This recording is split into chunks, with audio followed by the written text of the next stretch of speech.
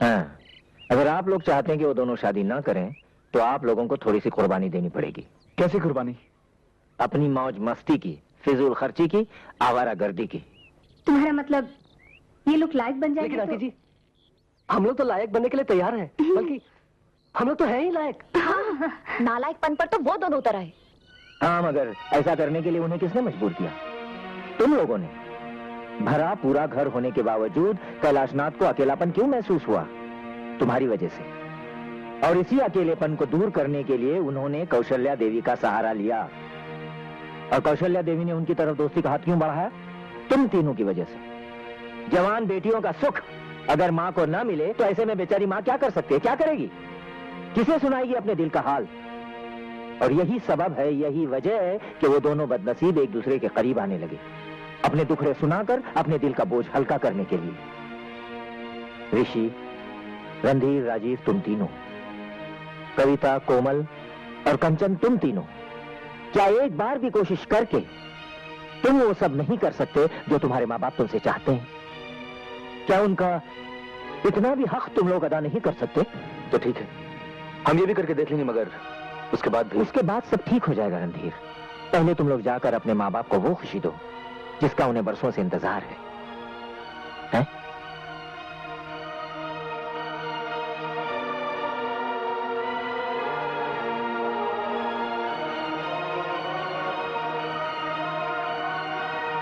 क्या बात है? क्या हुआ आपको? कुछ नहीं जरीना, कैलाशनाथ का ख्याल आया तो आंखें भर आई। सब ठीक हो जाएगा, आपकी बात मान जाएंगे वो।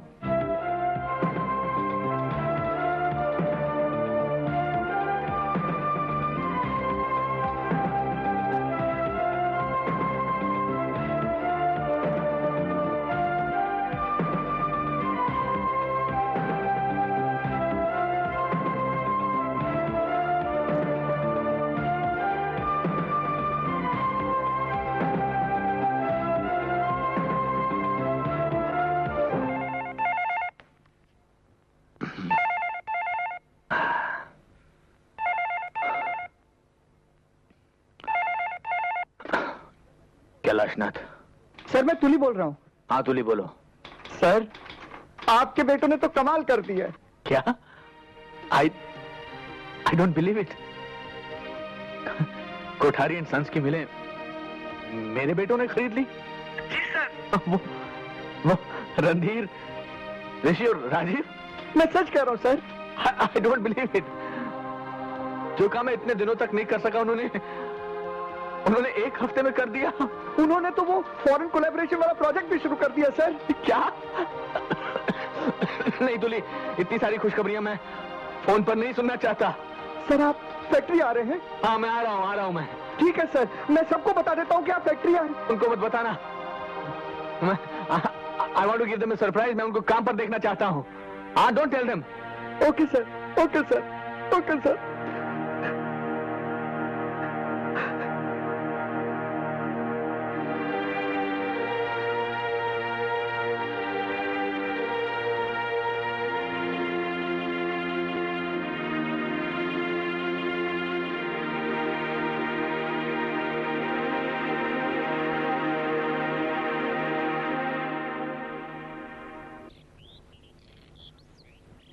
मान गए। आपकी बातों का क्या असर पड़ा है कौशल्य के बेटियों पर? आज जब मैं उनके घर गई तो क्या देखती हूँ? कंचन किचन में खाना पका रही है, कोमल घर की सफाई में मशरूफ है और कविता भजन गा रही है। ये सब आप ही के वजह से। क्या बात है? आप इतनी गुमसुम क्यों हैं? जरीना, ऊपर वाला भी पता नहीं किस मूड में होता है जब वो इंसानों की तकदीरें लिखता है। मतलब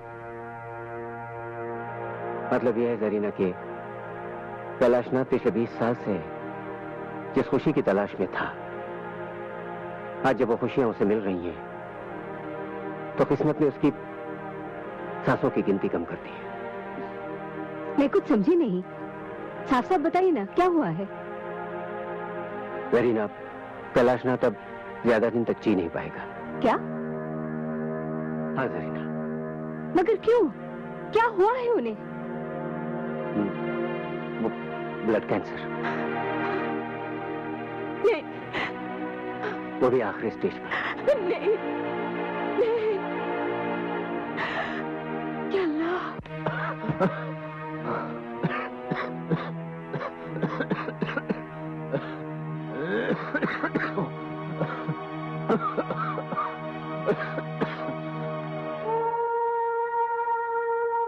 कौशल्या देवी, आप आइए आइए। मेरे बेटे तो आपको यहाँ से देखकर जल भुनकर खाक हो गए होंगे। मुझे यहाँ आते हुए किसी ने देखा नहीं।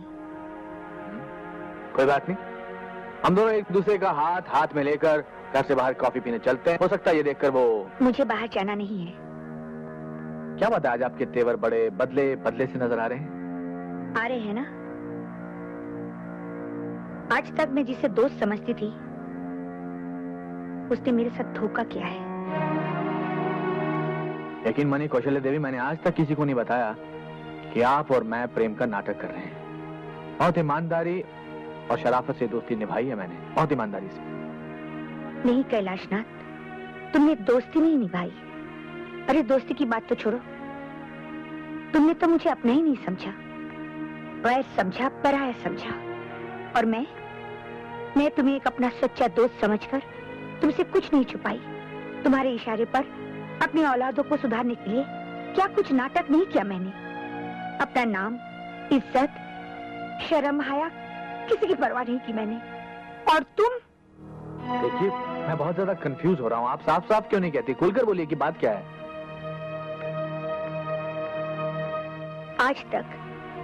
आज तक तुम मेरे दुखों का इलाज ढूंढते रहे, है ना?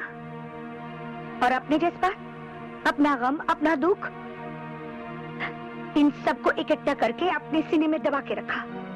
दोस्त के साथ बांट नहीं सकते थे ना? गम, तकलीफ, दुख। अरे काहे का गम, काहे की तकलीफ? मैं तो हट्टा कट्टा हूँ, अच्छा खासा हूँ। देखिए, अगर आपको किसी ने कह दिया कि मुझे कोई दुख है, तकलीफ है, तो 100% झूठ है, 200% गलत है और 300% आपकी गलतफहमी है। हाँ, तो ये तो 100% गलतफहमी होगी अगर मैं ये कह दूं कि आपको ब्लड कैंसर है।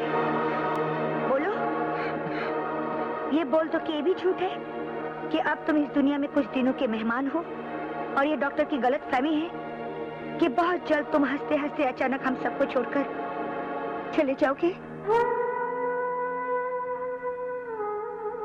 जिंदगी में कुछ ऐसे कड़वे सच होते हैं जो आदमी खुद तो पी सकता है लेकिन किसी और को नहीं पिला सकता। मैं कोई और नहीं हूँ, दोस्त हूँ, तुम्हारी दोस्त।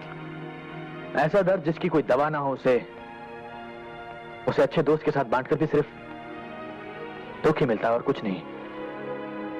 और फिर मेरी मौत तो आसमान से जमीन की तरफ चल चुकी है, जाना तो है ही। बताने ना बताने से कोई मौत तो रुक नहीं जाएगी, वक्त तो थम नहीं जाएगा, सांसें तो बढ़ नहीं जाएंगी।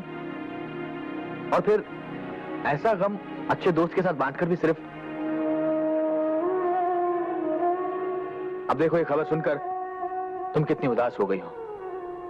अगर ये बात मैं तुम्हें पहले बता दे तो तुम ये हंसी खेल, ये मोहब्बत की एक्टिंग कैसे कर सकती थी? हाँ, भाड़ भी गई तुम्हारी एक्टिंग। मैं तुम्हारा इलाज कराऊंगी, बचाऊंगी तुम्हें। ये ब्लड कैंसर ऐसी बला है जो अच्छे अच्छे दोस्तों को मात दे देती है। एक बार दोस्त बन जाती है तो फिर आखिरी सांस तक दोस्ती निभाती चली जाती है, आखिरी सांस तक। तुम्हारी इन बातों से मैं तो नहीं हार मानूंगी, ना ही तो मैं हार मानूंगी और ना ही उन बच्चों के सर से तुम्हारे जैसे पिता का साया उठने दूंगी। इतनी आसानी से तो नहीं।